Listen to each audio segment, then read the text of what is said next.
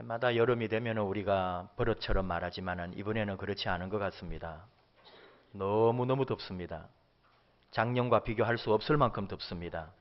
우리는 그냥 말하죠. 작년에는 이 정도는 아니었는데 올해가 더 덥다고. 항상 그렇게 말해왔습니다. 근데 정말 말이 아니라 올해는 실제로 그런 것 같습니다. 저만 그런 거 아니죠? 우리 다 그렇게 느끼고 있습니다. 이전과 비교할 수 없을 정도로 무더위가 위력을 떨치고 있습니다. 오늘 비가 와서 좀 불편하지만 그래도 햇살이 잠깐 이렇게 숨어 있다는 게 도리어 감사하다 할 정도로 고맙습니다. 에어컨이 있어도요, 많은 이만은 아끼려고 하는 가정들에서는 얼마나 이 폭염이라고 하는 게 두려운지 모릅니다. 에어컨이 없는 어느 신혼부부는 아예 온종일 시내 서점에가 있었다 그러고요. 저녁에 늦게까지 커피숍에 있었다고 그러더라고요. 또 쪽방촌에 사는 어르신은 너무 더워서 생수통을 끌어안고 잤다. 그런 말도 있습니다. 요즘 뉴스에 단글로 나오는 게 집이 너무 더우니까 한강변에 나가가지고 저녁에 놀고 있는 거. 어디에 뉴스에 똑같이 나와요. 그리고 다리 밑에 다 있어요. 그리고 거기서 치맥은 왜 먹는지 모르겠어요. 밤에 그 덥다고 나가서 결국은 살찌려고. 그렇게 다 더워서 어느 방송, 어느 뉴스나 사실 똑같아요. 근데요, 정말 외롭고 힘든 분들이 더 많이 또 있습니다. 가난한 분들이 많습니다. 혼자 계신 분들도 많습니다. 저희 아버지도 80세신데 이 아버지가 혼자 계시거든요. 자식으로서 마음이 불편하고 아픈 게 참 아버지가 이렇게 혼자 계시다는 게 얼마나 그 마음이 힘든지 모릅니다. 거기다가 몸은 약해지죠. 아픈 데 많아지죠. 친구들 한 명, 두 명 자꾸 떠나가죠. 그리고 외롭다. 그런 말을 할 때에 참 힘든 거죠. 엊그제도 부산에서 어느 독거 노인이 돌아가셨는데 5일 후에 발견이 됐어요. 그 전에는 보름 후에 발견된 분도 있고 지난달에 돌아가신 분은 4개월 만에 발견됐어요. 경찰이 혼자 외롭게 돌아가신 분의 핸드폰을 열어보니까 대출 광고, 스팸 문자 거기에도 일일이 답장을 다 달아놨습니다. 얼마나 외롭고 얼마나 사람이 그리우면 그 문자 하나하나 오는 것까지 다 답을 해주고 그렇게 사람이 그리웠다는 거죠. 여러분 이 무더위 가운데서도 사람이 함께 더불어 살아간다는 게 얼마나 귀한지 모릅니다. 우리가 함께 하고 있다는 게 얼마나 소중한지 모릅니다. 아이고 더워라 더워 죽겠다 선풍기 켜라 에어컨 켜라 할 때마다 한 번 더 우리는 생각하는 거죠. 홀로 외롭게 사는 이웃이 있다. 정말로 지금 이 무더위에 죽음과 사투를 벌이는 사람들이 있다. 그런 형제가 있다. 우리 성도들 가운데도 힘드신 분들이 있다고 하는 이런 마음, 이 아름다운 마음이 우리 가운데 있기를 원합니다. 오늘 주신 하나님의 말씀에 하나님께서 우리 인간에게 질문하시는 내용이잖아요. 너의 동생 아벨이 어디 있느냐? 가인이 자기 동생 아벨을 죽입니다. 살인을 저질렀습니다. 하나님께서 물으십니다. 너의 아우 아벨이 어디 있느냐고요? 질문을 잘 들어야 되죠. 네가 어디 있느냐가 아니라 네 아우 아벨이 어디 있느냐 하고 물으십니다. 동생의 소재를 물으셨다는 거예요. 무슨 의미냐? 우리가 다른 사람에 대한 책임을 가지고 있다. 하나님께서 우리에게 다른 사람에 대한 책임을 우리에게 주셨다는 거예요. 다른 사람이 어디 있는지 너는 관심을 가져야 한다는 말이죠. 이게 신앙생활의 근본을 일깨우는 말씀입니다.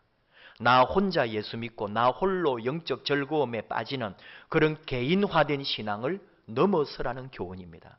다른 사람과 공동체에 나아가서 사회와 역사 앞에 책임지는 공적인 신앙, 공적인 복음이 되어야 한다. 그런 이야기죠.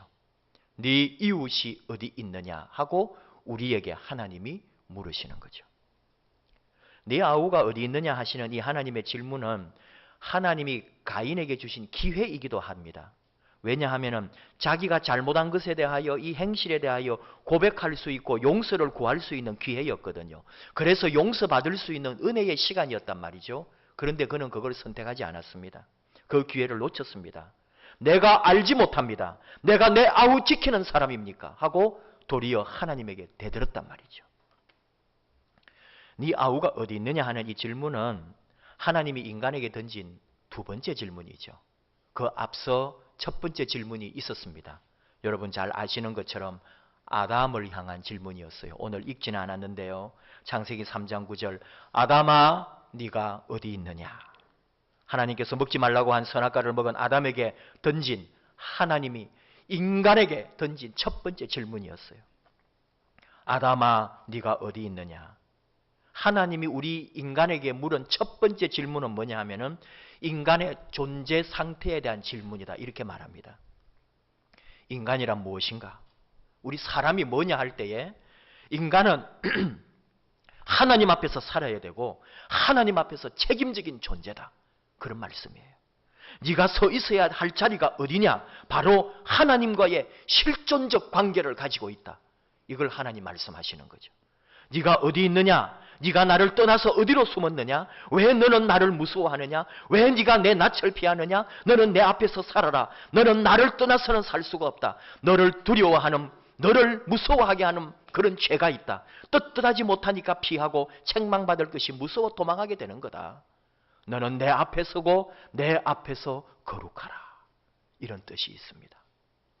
하나님께서 아담에게, 아니 인간에게, 아니 바로 나에게 물으시는 그 하나님의 첫 번째 질문, 네가 어디 있느냐 하는 물음은 우리가 절대로 하나님을 피할 수가 없는 존재다 하는 질문이에요.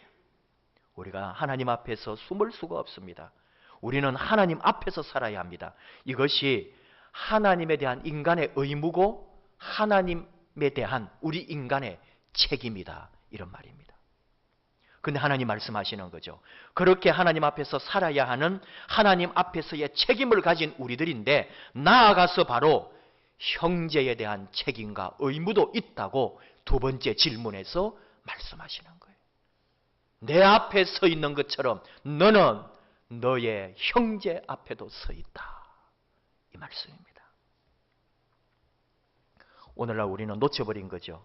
하나님과의 관계를 생각하다가 이웃의 관계를 놓쳐버렸어요. 그런데 정작 하나님과의 관계도 희미해지고 이웃과의 관계도 다 놓쳐버렸다는 말입니다. 오늘 주신 말씀의 배경 우리가 알지만 조금 살펴볼까요? 가인의 직업은 농사짓는 농부였습니다. 동생 아벨은 양을 지키는 사람이었죠.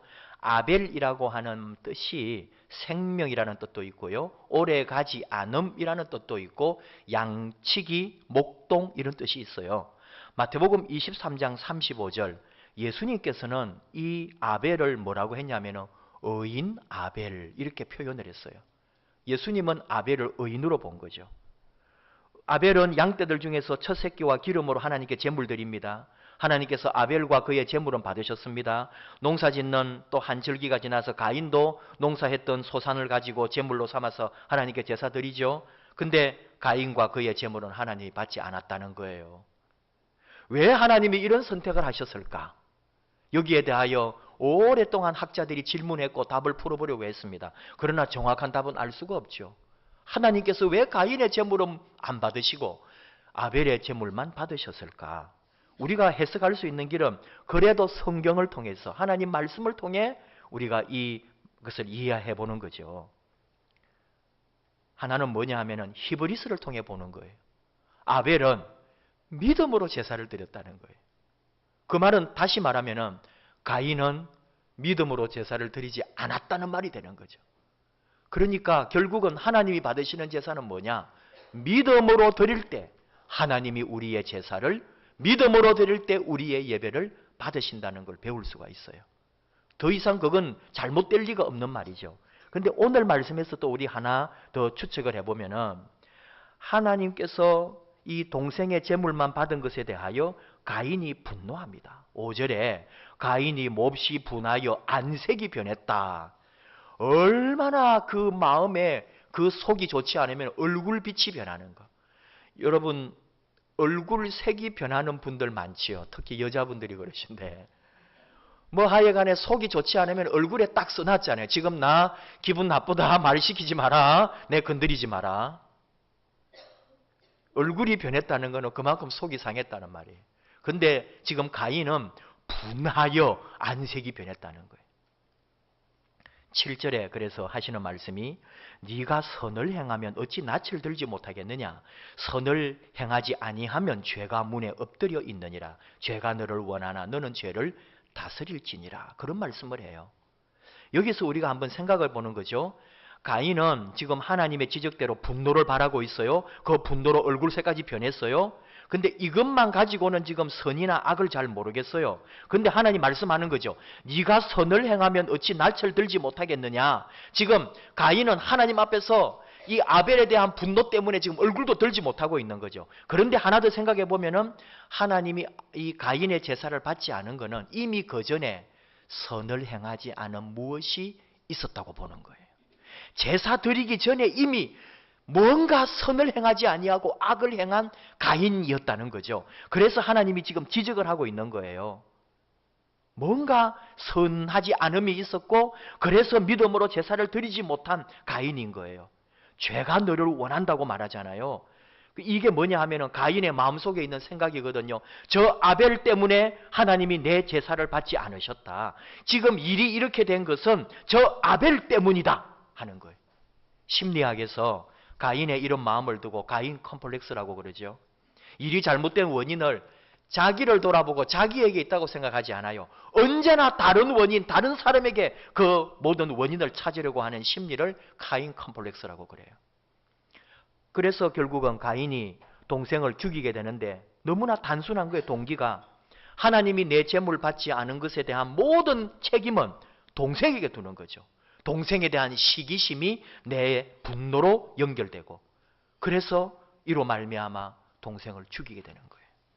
피를 나눈 형제라 할지라도 양보할 수 없는 것이 이기심이라고 하는 거예요. 내 안에 있는 이 이기심, 이 이기심은 시기심을 불러오고 시기심은 분노를 일으키고 분노는 결국 살인을 낳게 되는 거죠. 죄가 원하는 대로 가는 거예요. 하나님이 경고했거든요. 죄가 너를 원하고 있는데 너는 죄를 다스릴지니라 했는데 동생 불러가지고 들판에서 동생을 죽이는 거예요. 하나님의 경고를 듣지 않거나 무시했던 거죠. 그렇게 하면 끝났나요? 10절에 네 아우의 핏소리가 땅에서부터 내게 호소하느니라. 구약 성경의 개념이 뭐예요? 피와 생명은 오로지 하나님에게만 있거든요. 생명의 파괴는 인간의 권한을 넘어서는 거란 말이죠. 사람이 사람을 죽인다는 것은 하나님의 소유권을 인간이 침해하는 것입니다. 흘려진 피가 땅속에서 하늘을 향해서 지금 부르짖고 생명의 하나님께 외치고 있는 거죠. 하나님이 그 핏소리를 들으신다는 말이에요.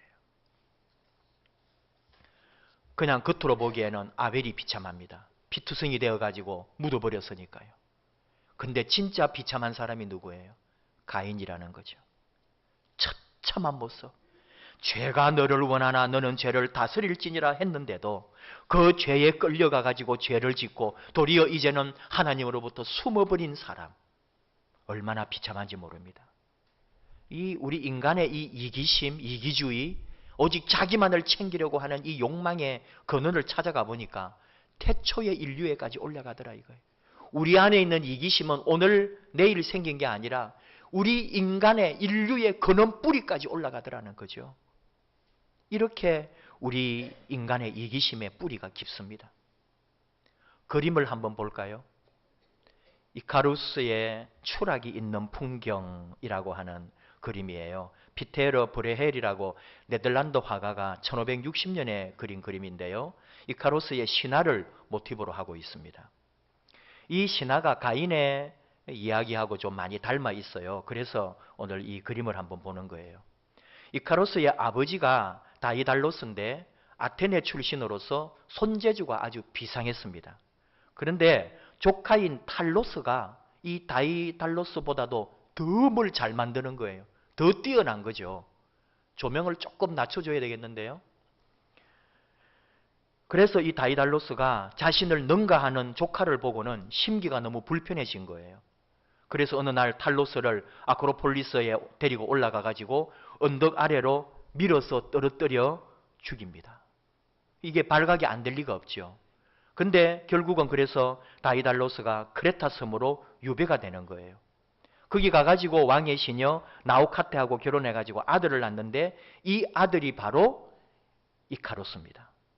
그때 이제 이 크레타 왕 미노스가 다이달로스에게 기술이 너무 좋으니까 왕궁을 만들도록 건축하게 해줘요.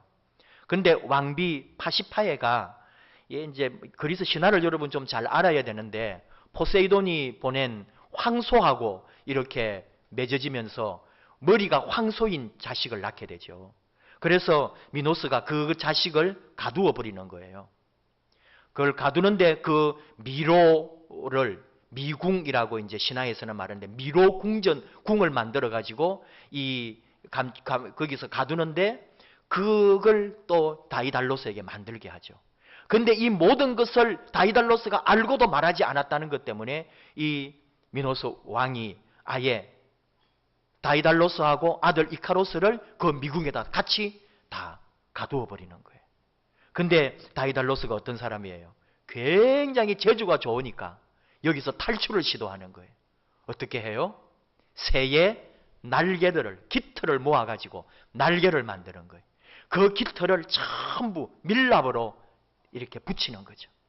그리고는 큰 날개를 만들어가지고 다이달로스하고 아들 이카로스가 그 날개로 쫙 날아서 그 미궁에서 빠져나오는 거예요.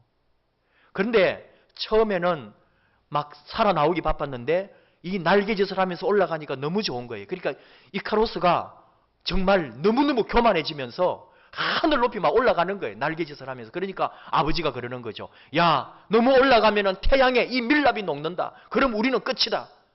올라가지 마라. 그러는데도 그 아버지 말을 안 들어요. 태양에 가까이 막 가는 거예요. 그리고는 태양에 밀랍이 녹아내리면서 날개가 다 풀어지는 거죠. 그리고는 에게해에 빠져서 죽게 됩니다. 바로 그 신화를 바탕으로 이 그림이 그려진 거예요. 그림을 한번 잘 보십시오. 제일 이 그림이라고 하는 게 제일 앞에 보이는 게 제일 우리 눈에 들어오는 거죠. 농부가 쟁기질을 하고 있잖아요.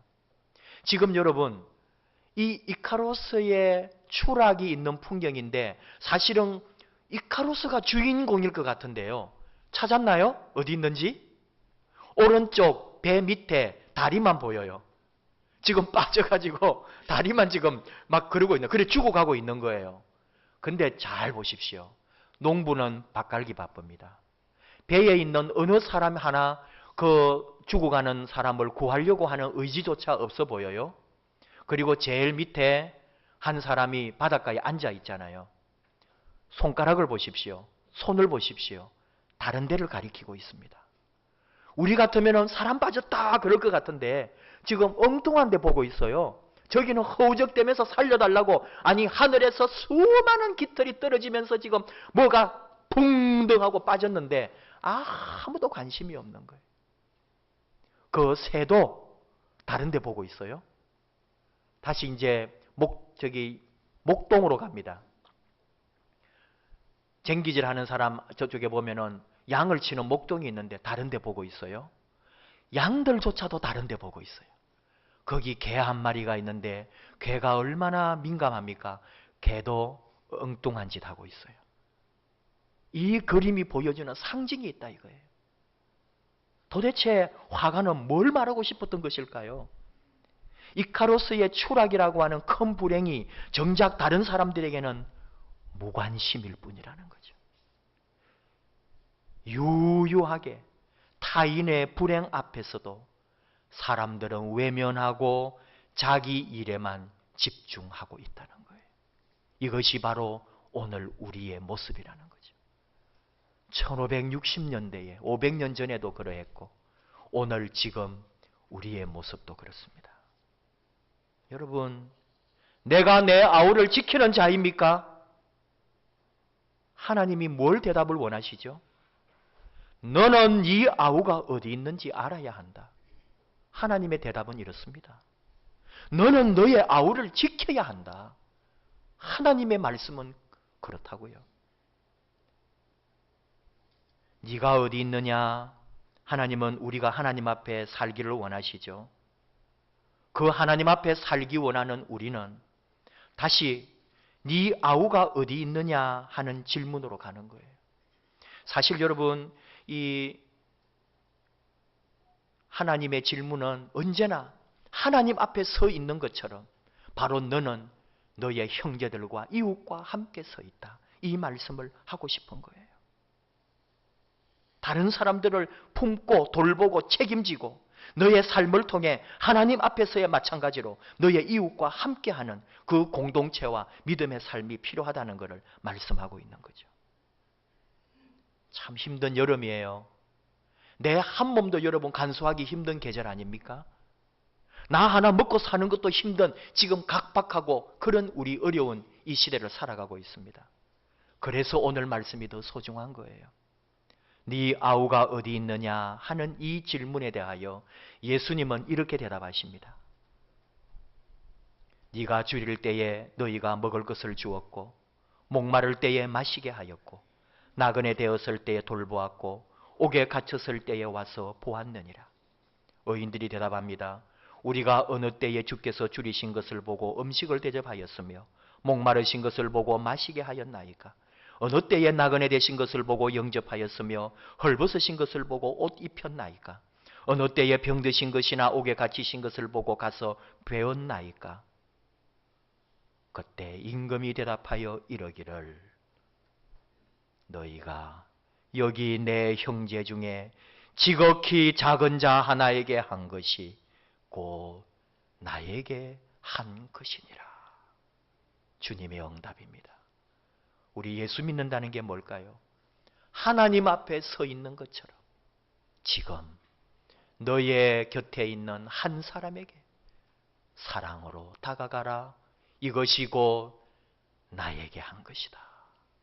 이 은혜가 우리 삶에, 우리 교회에, 오늘 한국 교회 위에 있기를 축복합니다. 우리 만남, 우리 사랑 너무 귀합니다. 우리 찬양하기 원하는데요. 이 무더위 속에서도 함께 만나서 예배하고 찬양하고 하나님과 함께함, 또 우리가 서로 함께함이 너무 귀합니다. 하나님께서는 우리의 만남을 계획해 놓으시고 우리가 하나 되어 하나님 앞에서 함께 나아가라고 우리에게 권면하십니다. 우리 함께 찬양합시다.